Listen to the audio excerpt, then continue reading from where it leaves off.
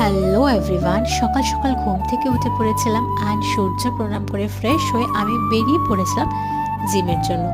তো জিম তো আমাকে করতেই হতো, না হলে তো হবে না, অনেক দিন মাঝে জিম করা হয়নি। তো এসে আমি একটু ওয়ার্কআউট করলাম, যতটা সম্ভব আমি তোমাদের সাথে শেয়ার করছি, কেন কি 60 সেকেন্ডের ভিডিওতে সব দেখানো সম্ভব না।